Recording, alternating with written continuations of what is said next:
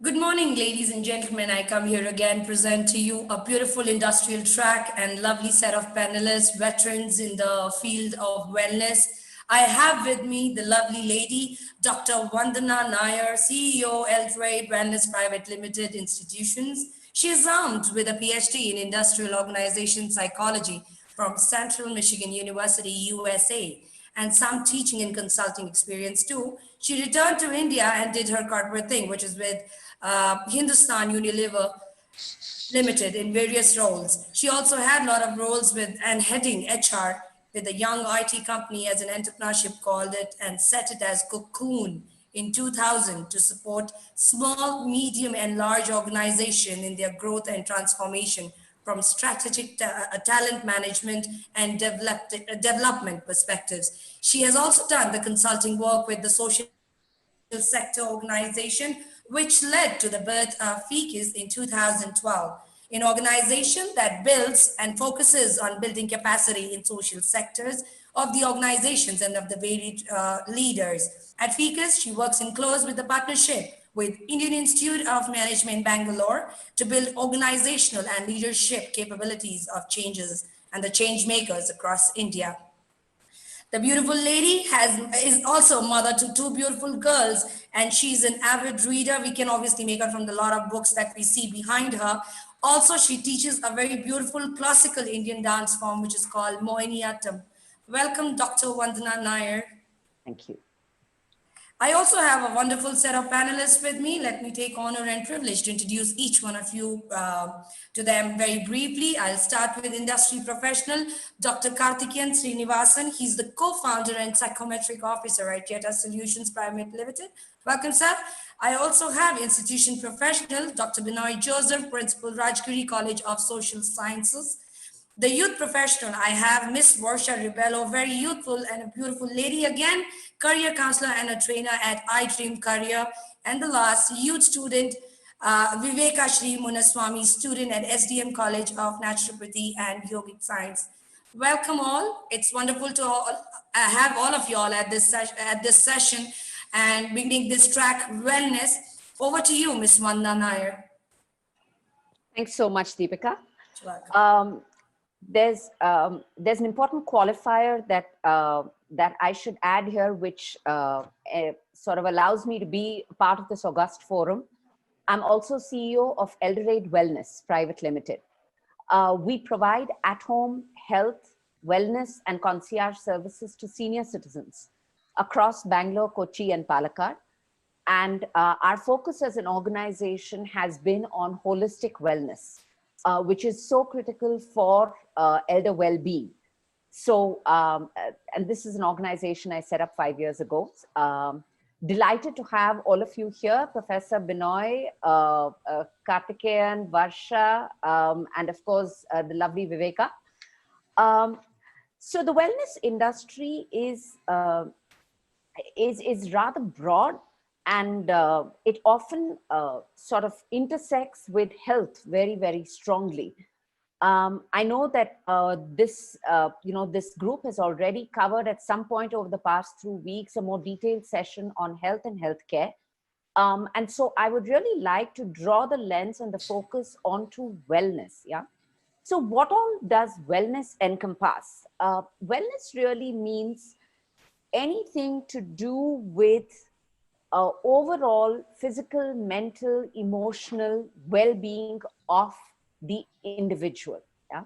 And as an industry, therefore, it encompasses a range of services, products, which could span beauty care, which could span naturopathy and other alternative treatments, Ayurveda, homeopathy, all of those would fall there, naturopathy, which maybe Viveka can tell us a little bit more about later.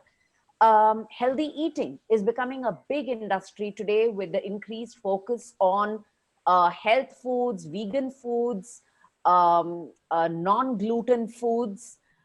Related to that is the whole dieting industry. There are so many dieting fads that are popular today. There's keto and there's all kinds of dieting fads, and associated with it is an entire industry. There are apps, there are foods, people who produce these things. So that's another space. Another very important part of the whole wellness industry is the whole business of spas, personal care, beauty care, um, uh, massages, all of these sort of would form also a part of the wellness industry. Weight loss, again, a very big industry. Fitness, which has really come to the forefront, especially given the pandemic, and we talk a little bit more about that going forward. And of course, finally, wellness tourism. Now, Asia, for example, is the world's #1 destination for wellness tourism. And within Asia, of course, China leads, but India is a hot #2. Yeah. And so we will also talk a little bit about this as we go along in terms of what are the opportunities in all of these spaces. Just to give you a little bit, to continue on this thread of an industry overview, right? In 2018, and I'm reading some of these facts, the wellness industry globally was worth 4.2 trillion US dollars, right? In 2020, in India alone, this industry, the wellness industry, is estimated to be a 23 billion US dollar industry. It is huge. It is very, very big. And it is an industry that's growing at close to 20% every year. Huh?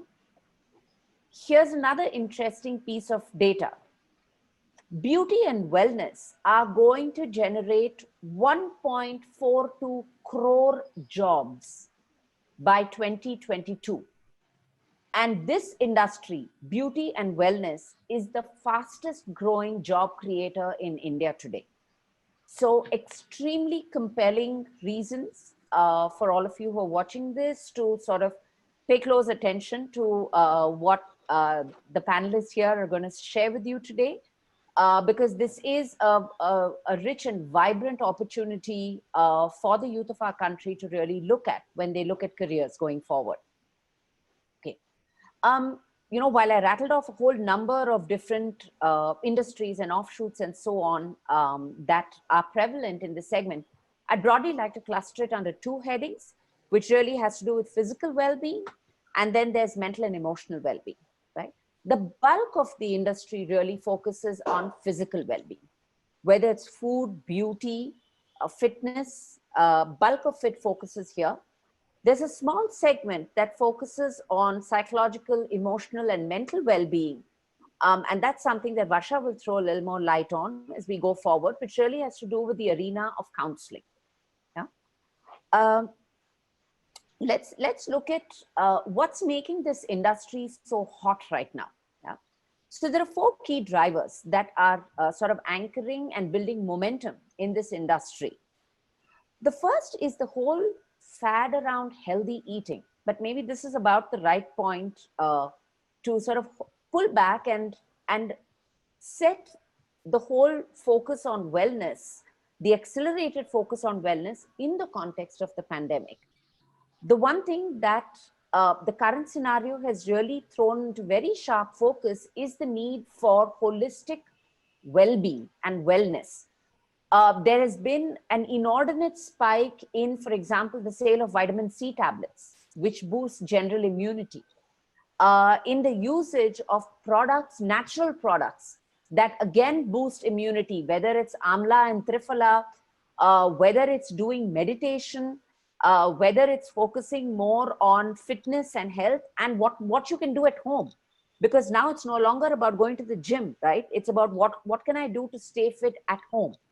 So I think the twin focus has been very powerful, which is the at-home focus as well as the increased focus on health, well-being, and fitness, because everyone realizes that it's important to stay well. It's important to stay strong physically, emotionally, because that's really what's going to see us through. Yeah? And we'll talk about more of this a little bit later today. So related to that, the first key driver that's spurring this industry is healthy eating. Yeah? People are going back to, you know, the common analogy here is eat the way your grandmother did, cook the way your grandmother did, eat Many of us who come from more traditional families know all of this, but this is becoming a thing, even among young people. The second big trend that is driving this industry is technology. So there has been a boom around the number of apps that are available, as well as the number of wearables. So many people today walk around with a Fitbit that counts how many steps that you do. So many phones today have little oximeters, to just test your blood oxygen saturation levels. Yeah. And then there, if you go to Play Store, there is a plethora of apps that focus on fitness. So that's another big driver for the acceleration that we're seeing in the wellness industry. The third, which was thriving and hopefully will pick up again extremely soon, is, like I was mentioning before, wellness tourism. India is the destination, right, for Ayurveda treatment, natural treatment. Rishikesh is the yoga destination of the world, for example. So there is a whole industry that has spawned just based on wellness tourism, which is again very important because it throws up a number of job opportunities in a very focused hospitality area. Yeah? And finally, interestingly, I mean, everyone's been reading about the Amazon founder who's now a trillionaire and so on. The widespread access to Amazon, interestingly, is also a big driver to the wellness industry, because what they've seen a huge amount of sales in are nutrition products, healthcare products, wellness products, and skincare products. Yeah? So all of these factors put together are really sort of driving great momentum in the wellness industry. I asked around and talked to a few experts in the space to really say what are wellness trends that are here to stay, that aren't going away anytime soon. And this was some crystal ball gazing that they did. The first was, they said yoga and meditation is here to stay. Yeah? Because it's anchored in old school ancient practices, and it focuses on holistic wellness. So those are here to stay. Spa therapy and wellness, especially in urban India, for relaxation, for de-stressing, again is here to stay. Related to that, at-home services is an unexplored market which is likely to see a big boom going forward. Yeah? Health, food, and nutrition is again another another space or a trend that's going to continue to see a rise in. Yeah? And again, finally, the whole technology for wellness space, again, is an area that's here to stay, and we're only going to see more and more of it. The devices are getting smaller, they are getting insertable. We're soon going to have chips that are going to tell you how you're doing and faring on an ongoing basis. So these are sort of the trends that are here to stay. Before I sort of throw this open to our panelists, I just did some quick search this morning about what are some of the jobs that are there in this space, and what do they pay for an entry-level person, someone with 1 to 3 years of experience. And I just randomly picked out a few. First was a beautician. Yeah. Now this is a profession that also lends itself very nicely to entrepreneurship. So you can become your own boss by setting up your own little, beauty setup, and which nowadays does not need any physical space, because you can be going and delivering these services in people's houses. Typical salary there was about 20,000 rupees per month. Okay? Personal trainer, again at entry level, this could be winning you about 30,000 rupees per month. A counselor, a mental health counselor's starting salary is typically between 18 and 22,000 per month. I'm talking about Bangalore, okay? Bangalore salaries, that's where I'm based. And Ayurveda therapist starts lower, but then they start becoming very, very premium, which is about 15,000 per month. And from my own experience, I'll tell you that a care manager for an elder, now this is not to be confused with a full-time caretaker or a nursing aide, which is also a very, very real opportunity in the wellness space. But a care manager, someone who spends time with elders, helps them run their errands, takes them to the hospital, and so on, this person's starting salary is between 15 to 20,000 per month. Yeah? So this is just to give you a very quick sense of the possibilities that exist in the wellness industry. And with that, I'm actually going to now throw it open to our panelists and leverage some of the rich experience that they bring to this forum. So staying with the whole industry sort of conversation, that we've really been having, I'd like to first call on Karthikeyan, who heads an organization called Rita Solutions. He's a co-founder member there. And they do a lot of work with big data, with technology in the health and wellness space.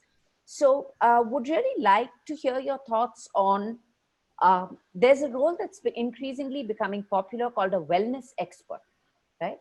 What is this role? If you can tell us a little bit more about what this role is, what are the skills required? How do you actually become a wellness expert, and what are the opportunities? That would be lovely to hear. Over to you, Karthikeyan. Okay. Yeah, thank you, Vandana. And I think the tone was rightly set.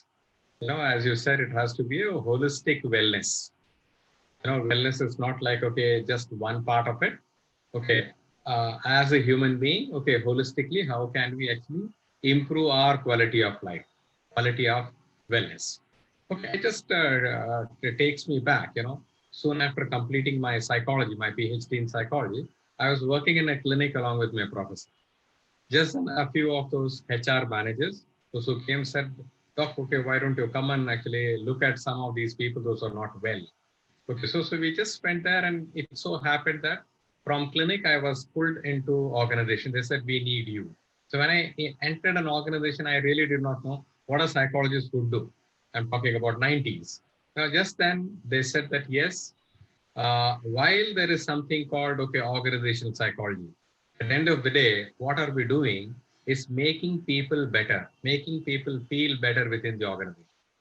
Now, from that, with that kind of an experience that I bring in, I would say that, okay, day in and day out, okay, the business or the challenges are growing. Leave alone business challenge, there are a lot of personal challenges. There are a lot of managerial challenges. Very recently, I was speaking to a couple of people. Okay, one, they said that, okay, we still do not know whether the business is going to exist. Okay, there is a lot of stress in that. There are some people that say, I am sure about business being existing, but then, the manager that I have does not treat me well. So therefore, I don't know how long I'm going to stick on to this job. The third kind of challenge, what people say is like, okay, fine, the business is fine, my manager is also fine, but then you see the location, like I have left my family so many hundreds of kilometers away. I'm here, they're living this up. So I just want to get back to it. So I would say that, okay, challenges that people face in industry are like, okay, either it could be business, it could be the immediate manager, it could be their own selves. Okay, so what I would say is like, okay, you rightly asked the question, okay, who is this wellness person? Like, I would say that every individual, from a psychological point, every individual should own responsibility of wellness. Okay, so therefore, like, okay, what are the qualification and what are, if you really see, I could actually see I can actually answer you from two perspectives. One, if you allow people to take responsibility of their wellness and the whole lot of things that they have to do. Number two, of course, in organizations, okay, there are some wellness people available. For example, okay, in all the organizations that I had worked, I would say that, okay, there were gyms inside. There were some personal trainers. There were some very small clinics inside, where there was a doctor. Right. Okay. So and going forward, like, okay, the modern organization that we see. Okay, if you look at, there is a full-fledged, like, okay, I went to an IT industry. Right. So a full-fledged gymnasium. Okay, a massage parlor, a beauty parlor, everything housed well inside. If you really see from that perspective, you will say people should be aware of, okay, that you rightly said, okay, so it's going to be holistic, how do they keep themselves fit? Okay, physically fit. How do they keep themselves mentally fit? Okay, how do they care about their own beauty and grooming? As you said, personal care is something very important. Sure. Okay, people should feel presentable. People because the better groomed, they're well groomed, you are, okay, better confidence that you carry around. Okay. Sure. And then the way in which, okay, with all these hassles, okay, how do you maintain your mental balance? So this is how, like, okay, if you really look at it, okay, and then, like, okay, while I was with the industry, wherever I went on those tours, I saw to that I got into a hotel which had a gym. So that, okay, early So, morning I get it. So that's a personal responsibility. very good, very good. Karthik, if I can just interrupt you here, because you raised a very important point that sort of directly connects with Varsha's own experiences.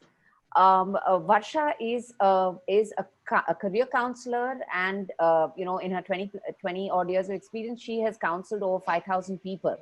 Varsha, would you like to weigh in a little bit on key sort of messages that you believe are important from a wellness perspective?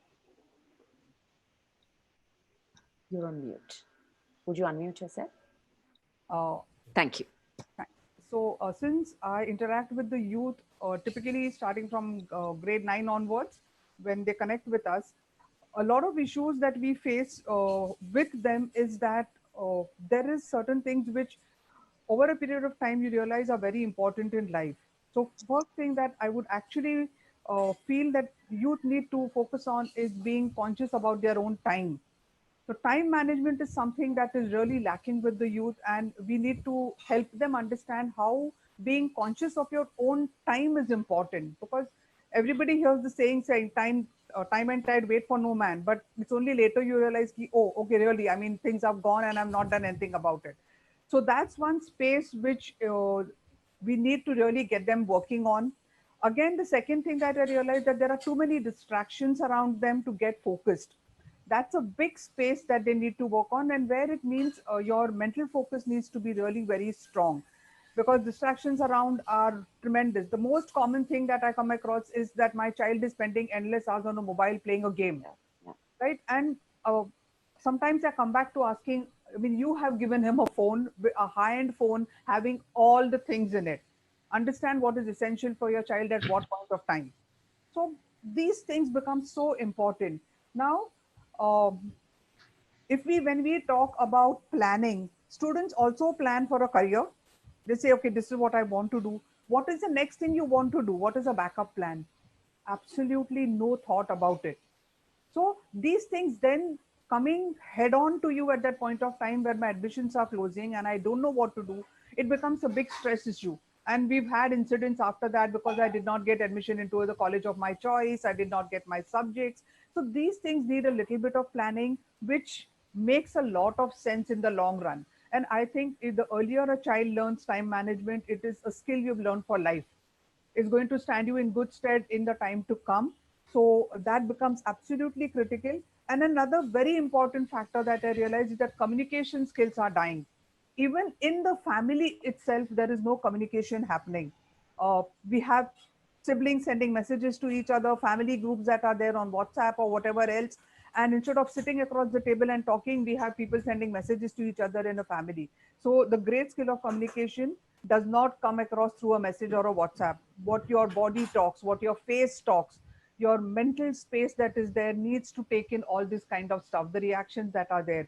And sadly, that is disappearing. And earlier on, we are trying children to get back to that, communicate, talk to people.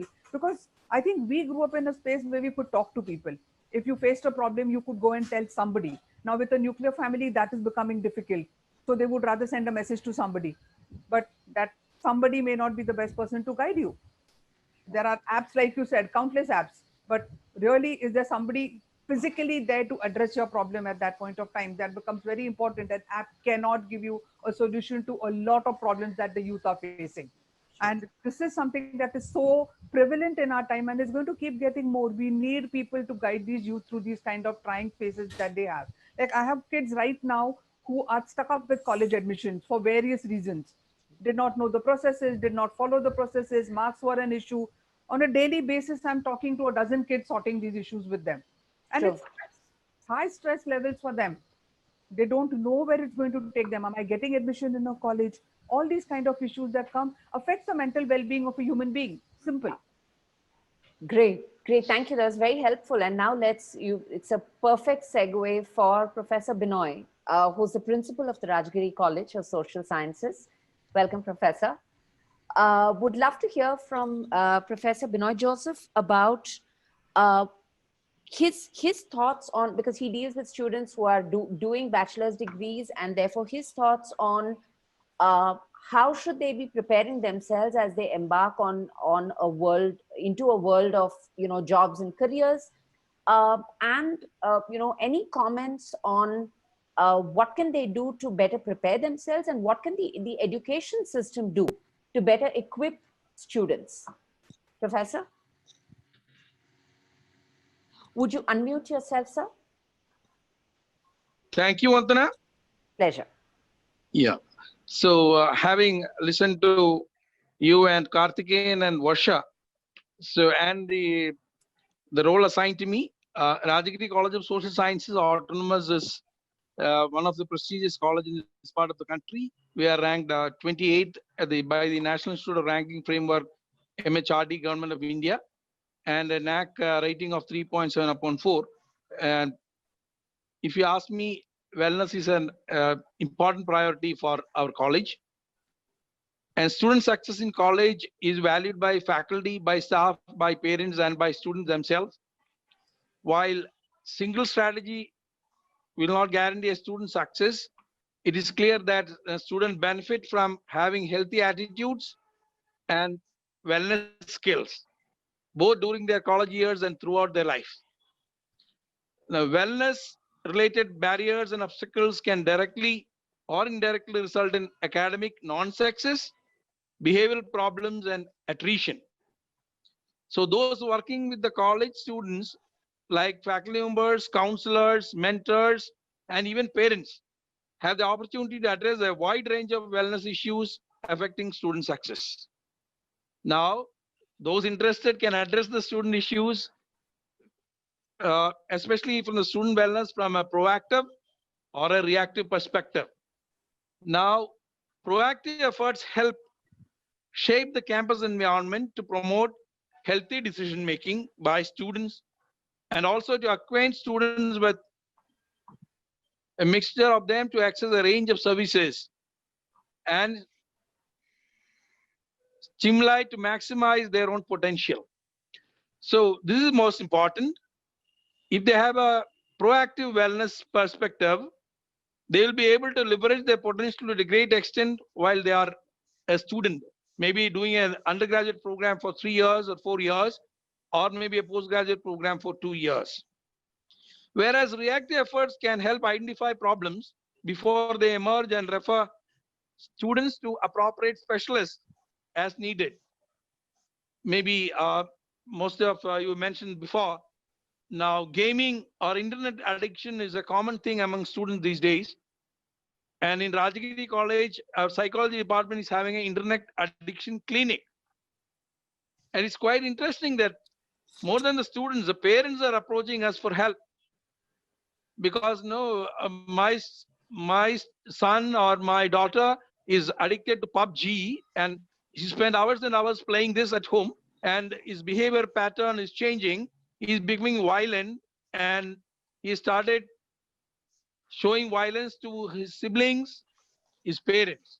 Very alarming. This is affecting their studies. This is affecting their relationships. Now, so many things.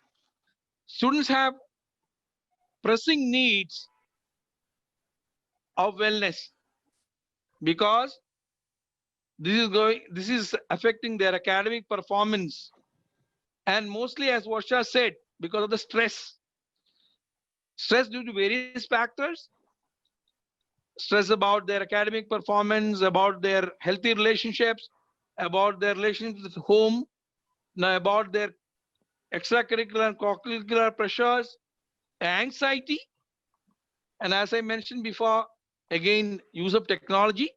Vandana has mentioned about it. Now, use of social media and spending hours and hours in social media, not being very prudent and getting addicted. Now, some of the students are also getting used to drug and alcohol use, and they get overwhelmed by all that they have to do in the college. And after this, feeling exhausted, feeling sad, feeling lonely, feeling anxiety, feeling things, and especially hopelessness. This can lead to student attrition. This can lead to lack of student academic success. And as I mentioned before, can also lead to violent behavior in campus and off campus. And colleges and universities have a unique big role to play. Now, our nation's colleges and universities need to develop and the hearts, minds, and bodies of the student, and it is of highest importance. Not only these institutions of higher education have a role in addressing the various wellness issues affecting academic and other success among students, but we also have an opportunity to shape future generation of people who are to become as the backbone of our country. As per the new education policy, the gross enrollment ratio is going to go up tremendously by many folds. Now, coupling this enrollment with an anticipatory and forward-looking approach, attention should be placed on the skills needed for various careers and emerging needs for the world for the next decade and beyond. Now, if you ask me, as I mentioned before, the student success in campuses is a shared responsibility. Is not only the responsibility of the student, but also of the various stakeholders. Excellent. Now, while each Professor, student is responsible in his or her own ways, yeah, so student success like academic, no, major stakeholders like academic counselors, student welfare, mentors, they should inspire and give a redirection and challenges and advice. So as Vandana has mentioned about, we should be able to help out and reach out to students and also equip them with all this wellness skills so that it is not only for to help themselves, but also for their peers as well. great, great. Thanks for that overview, Professor. It was helpful. Let's actually go to the student in this audio in this panel that we have here, to Viveka, who is soon going to become a proud doctor in the area of naturopathy and yogic sciences. Viveka, welcome. What's top of mind for you as someone who's getting ready to graduate and enter the adult world of work in the sort of in the healthcare and wellness space? Over to you, Viveka. Okay, I'm really glad to be here, and all of us are speaking about the holistic medicine, the holistic approach and all. So my interest is mainly in yoga and diet therapy, and I believe totally in all-round development, that is like physical, mental, and emotional aspect of our well-being. And yoga, and I practice meditation and yoga, and it helps me very much. And I really want to spread the awareness about this, awareness about how doing practices like yoga, I mean mindful practices, can help everyone. So what are my career opportunities? How can I take my ideas and reach out? So I would like to know more about this. Yeah. Just a question, Viveka. Since we had the spotlight on naturopathy and yogic sciences, and that links so closely to the kinds of sort of focus that's out there on holistic wellness, what are the kinds of job opportunities that you would look for? Would it be in yoga? Would you practice as a doctor? Where would you apply? Okay, I would. My aim is to set up, have an own setup. But otherwise, like in this field, I have opportunity in government hospitals, private sectors, also in wellness sectors like spas and resort that we heard of. And there are even, corporate wellness, corporate consultants and all that. But okay, I want to be a yoga practitioner. So I don't know exactly where I would be applying and all, but I want to get an idea about it. These are my ideas that Sure. about the mindful practices. I want to spread the awareness about this, but how to go about it, I need some more help. Sure, sure. I think a big boom that's happening is a very, very high focus on entrepreneurship, right? That is today the buzzword. And what does it mean? It basically means going solo, setting up your own, like you rightly said, Viveka, setting up your own business or, your own enterprise. And that's becoming a very, very big focus area. I'm doing work with a bunch of skilling organizations, and our big urge to them is how they're going to introduce courses on micro entrepreneurship. Doesn't matter which field you're in. You could be in health, you could be in wellness, you could be in retail, but entrepreneurship and what can I do by myself with these skills that I have is going to become a big focus going forward. And so, if I were to sort of give you some quick piece of career advice to you and anyone who's listening in, look at courses that can help you become a business person by yourself. It never goes waste. Even if you don't set up your own organization, I think there are very critical skills that you learn through that process around personal resilience, around areas like life planning, some of the things that the other panelists were talking about, which really come to the forefront. Yeah, you're right. Sorry, okay, I would like to just add. Like, okay, Vandana, you rightly said, like you set the tone that it is going to be holistic. Okay, and people like Vivekashri, like, okay, whose specialization want to do something in yoga. My advice also is like, okay, today there is a whole world of opportunities that are actually right in front of us. And half the answer to the question that Vivekashri asked actually was given by her. She said there are private sectors, okay, there are hospitals, okay. I would say that, okay, all you have to do is develop a little amount of salesmanship or marketing. Have nice brochures for whatever services that you offer. Okay, you can actually step inside. And I'm quite sure that, okay, wellness becoming more and more popular, and everybody actually now talk about functional wellness. Correct. Okay, everybody want to become well, and then people want to try out many things.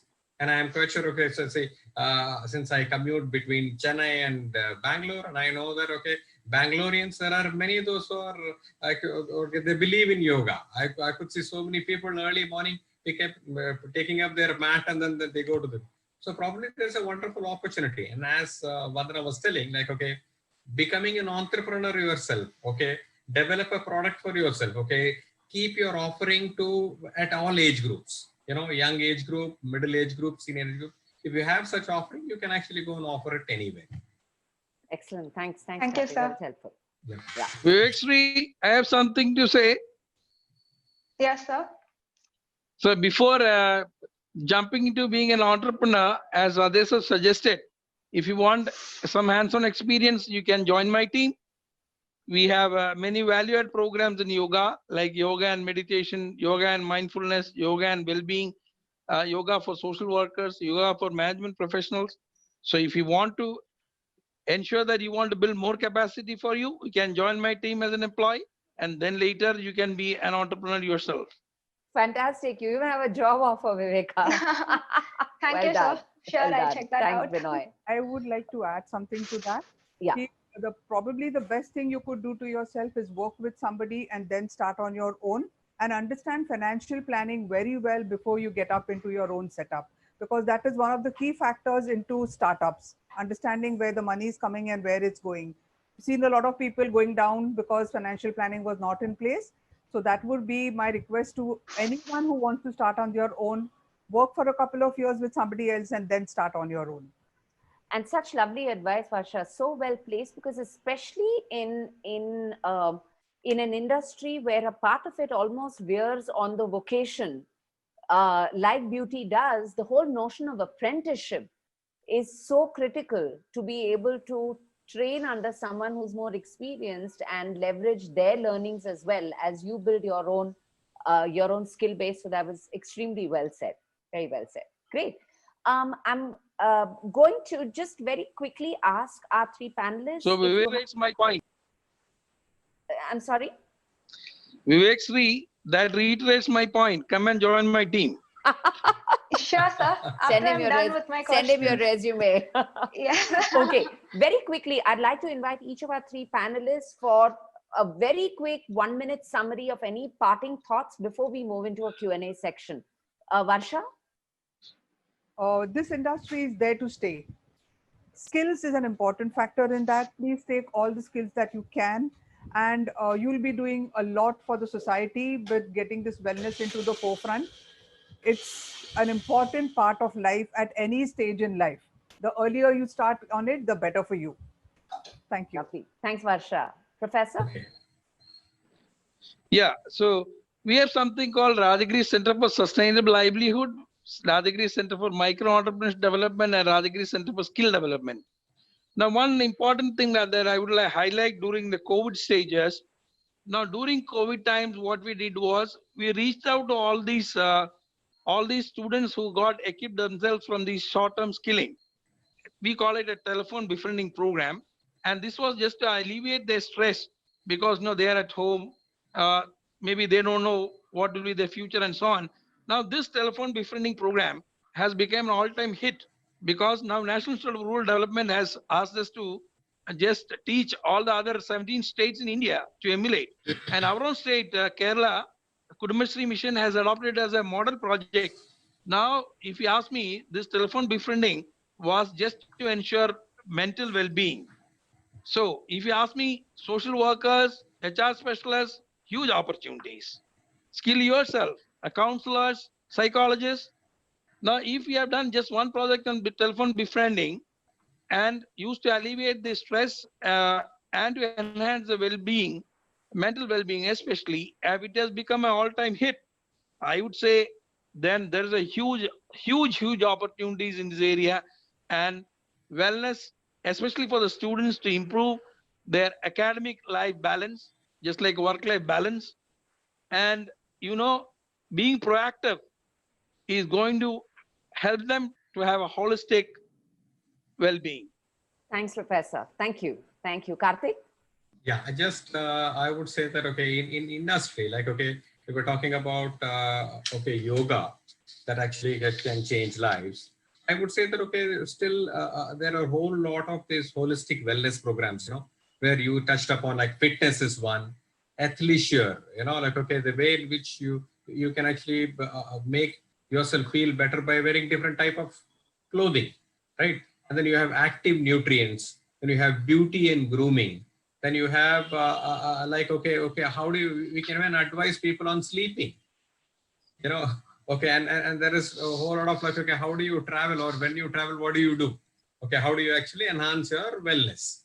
Okay, so there are a whole lot of opportunities available, and especially youngsters like Vivek Shri, okay, who wants to, okay, there is, I would say, there are about 7 or 8 areas where they can actually develop their career, especially like, okay, people those who are stressed out in industry, there is a very quick massage that actually happens. So how do you actually help people to do some kind of a relaxation, or okay, some stretches in the work spot, okay, that actually helps you elevate your mood, okay, or helps you, okay, get out of those pain, so there are a whole lot of opportunities that's available. And then rightly said by Varsha, okay, this is the industry which is going to stay and is going to grow bigger. So the opportunity is great. People should venture into it and make a career out of it. Excellent. Thank you so much. Excellent. I'm now moving on to the last segment of this engagement, which is really to for us as a group to take a shot at responding to some of the questions that are coming in from people who are listening in to us. And perhaps maybe if you could just raise your hand if you know that response, I can come to you and then move on to the next question. So the first question that's coming in, clearly this is a hot one, is are there any specialized wellness courses that are on offer by universities that you know of? Do you know of any wellness courses? And Binoy, if I may ask you to take that, because it sounds like Rajagiri is offering several of these. No, we don't have a wellness course per se. We have Okay. many value-add courses on wellness. Okay. And what does a value-add course mean? Value-added course is a 30 hours course, especially imparted to existing students. It is over and above the courses of the main program that they do. Okay. And it is going to help them in enhancing their wellness and their skills on wellness. Okay. Okay. Okay. Excellent. Any, I think from my understanding, in general, there isn't a wellness course. What you have are very specific segments within the wellness industry. So, for example, you can go to a certificate course on beauty. You can do a certificate course on therapy and massage. On yoga, you can go all the way from a degree course, like what Viveka perhaps is doing, to a more pop course. For example, there's an organization called 1000 Yogas that offers a program in becoming a trained yoga teacher. So it's more about specific verticals where you can potentially train yourself, and a lot of this falls in the realm of vocation currently, and less in the degree space. I'm moving on to the next question. Services at home for health and wellness seem to be a big opportunity, and there's a big demand today. How can one get started? Yeah. So at home, health and wellness seems to be an opportunity. Thoughts from anybody? Okay. Yes, Varsha, please. To start off, first of all, you should be trained and qualified to be able to take this ahead. You can't just do a small course and say, I'm equipped to do this. You have to have a good grounding, a good understanding of what you're getting into. And again, like I said, start off with someone, then start on your own. Definitely the need for it is there. But you have random people coming in saying, I'm a massagist. No, you don't want somebody like that coming and doing. So even as a customer, I would check the credentials of the person who's coming to me. What is it this person has got? Is there anything authentication that can be given? So your technology platforms give a lot of that kind of support with reviews and all that kind of stuff, which people look upon. Yeah. So this is the way that I would feel, ensure that you're well qualified to deliver the service that you want to deliver, and then start it. That is what I would say. Very well said. Very well said. So a related question, and this one's a little bit close to my heart as well, because like Karthik, I'm a psychologist too, and Varsha as well. We're all many psychologists here, clearly, in this panel. Mental health and well-being and counseling are seeming to be a big opportunity in our country. And while the question is, how do you see this vertical and the business shaping up? I'll definitely, and I'd like to lead first and then maybe invite others to add. The industry is still very nascent, yeah, because primarily there is significant stigma attached to it, especially in our country. The most acceptable and accepted is career counseling, right? For example, I deal with elders, and I will tell you this, to get an elder to go and visit a mental health professional, whether it's a psychiatrist or a counselor, is like pulling hair. Because the common association is, am I mad? No, you're not mad. You need some additional support to, and the common analogy I give people is, if you have a fever, don't you take a Crocin or a paracetamol tablet? If you're not feeling extremely, well emotionally and psychologically, and you feel the need for support, there are trained professionals to help you get that support. There are courses that are available to help you gain those skills in order to be able to provide the support. But I would definitely have to say, nascent industry is going to take some more time for it to become more accepted widely. Yeah. Well, then, can I add? Or yeah, sure. Go ahead, okay. Please. Yeah, okay. Like what Vandana said, okay, I told you I started my career. So 1996 is when I joined a clinic, and then the stigma was even more higher. Like, okay, people, you speak to a mental health professional, okay, you're gone. During those days, even when you are sent for a training program, okay, that was seen as stigma. Okay, something is wrong with this guy, so therefore he's been sent for a training. So that is what was happening in industry. But today I would say that there are two things that we could see in industry. One is, rightly said that, okay, stigma still persists. Okay, number two is, okay, as a culture, in India, okay, we generally feel that, okay, the problem is not with me. So therefore, okay, they do not visit. Whereas, okay, among Westerners, what we have seen is people, those who visit psychological clinic, they feel that, okay, this is something normal, that okay, I should go and actually first get myself examined, okay, of my thoughts and the way in which I actually go about perceiving things in my life. Okay, so those kind of an awareness has to be created. Okay, so this is as an introduction, but I would say that, okay, you would know that in what I can say, in IT industry, there is a position or there is a function called EAP, Employee Assistance Program, where various counselors are available. Okay, those who can actually, where they can be accessed by the employees. Okay, talk it out, tell them, okay, something that they feel about the job, in the job, and then how to do it. So those two momentums are actually happening. One, people should own up the responsibility. Number two, EAPs will have to be set up everywhere, not just the IT industry, but to including manufacturing or any else. Thank you. Karthikeyan, I have a question to you. Yeah, please. Yeah, with regard to the employee assistant professionals you mentioned. Now, earlier we had a welfare officer, then we had something on the HR taking up. Now EAP is catching up, which was in the West for long. Now, are you looking for students with social work background or HR background or maybe psychology background as EAP professionals?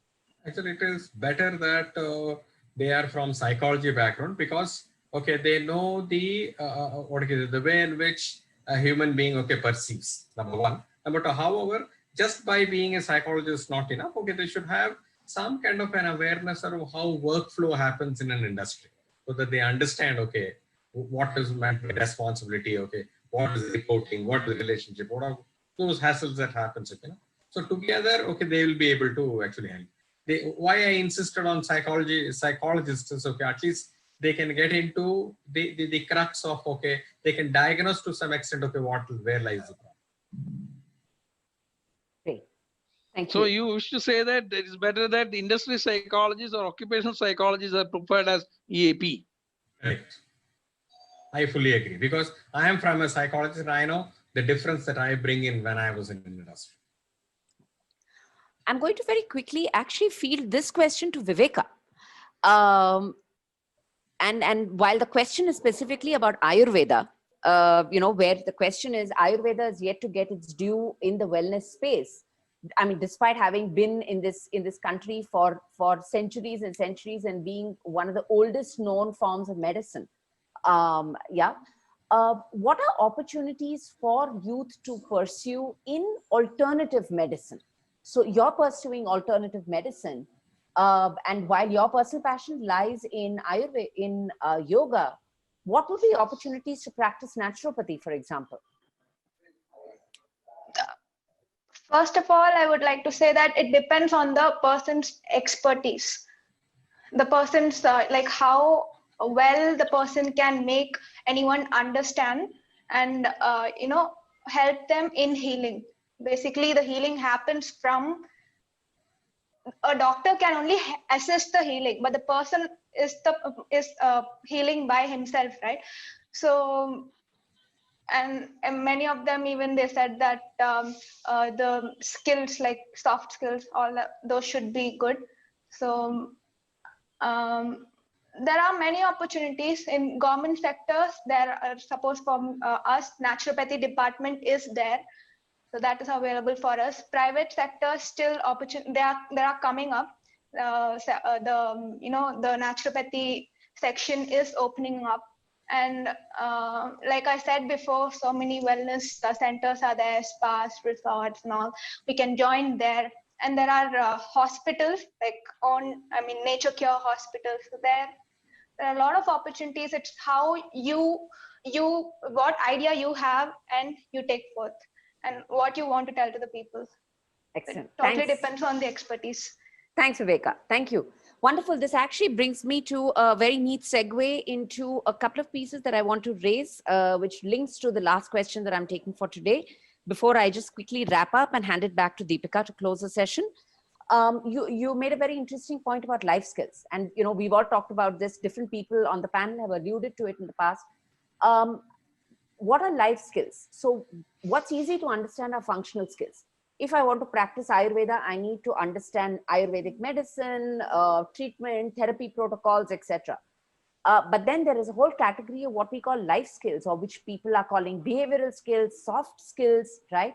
And as a young professional, regardless of what vocation or career you're going to pursue, and let me talk a little bit about what are skills that are very, very critical in the wellness space, a lot of which is predominated by services, right? So what do you need to deliver services in the wellness space? I think first and foremost, most importantly, it has to do with a service mindset, with service orientation, right? When I hire people at Elderate, for example, which is a wellness service job, what do I look for? I look for service mindset. I look for professionalism. I look for empathy. What does empathy mean? When you're providing services in the wellness space, you need to feel very deeply aligned and attuned to what the person you're going to be providing the services to is experiencing. Are they in pain? Do they need reassuring? How do you help them settle in? How do you make them comfortable before you actually start your therapy protocol or your yoga protocol, whatever that is? Yeah. So I think relevant life skills are extremely important for you to succeed in any space, as also in the wellness space. There was some allusion that was made to the whole government piece. The government, for example, has a huge initiative around wellness tourism, Make in India, Ayushman Bharat. The government plans to roll out 150,000 primary health and well-being centers across India, which focus not just on health, but on wellness as well. Now, that is opening up a huge set of opportunities just because of the huge government push that exists in this space. Quick summary, because I'm being reminded that we are almost towards the end of our session. Some of the key focus areas that we talked about really clumped into two heads. The first had to do with the importance of personal wellness, right? How each of us needs to be well holistically in order to go out and do whatever it is that we have to do, whether we're working professionals, whether we're students, whether we're homemakers, no matter what walk of life we come from, personal well-being and wellness are critical. No matter what walk of life we come from, life skills are extremely important, yeah? And those are important to get. From a career perspective, a number of different conversations really were sort of discussed over here. And I think there were two footnotes that happened which were common to all of them, related to each other. One, the importance of apprenticeship. How do you enlist yourself with a more seasoned practitioner so that you can learn from them? And once you've learned from them, do you want to explore entrepreneurship? Yeah, which is setting up your own business, because the wellness space especially lends itself very, very nicely to going solo and setting up your own organization. Yeah? With that sort of as the finale comment, I would like to thank all of you who've been here on the panel.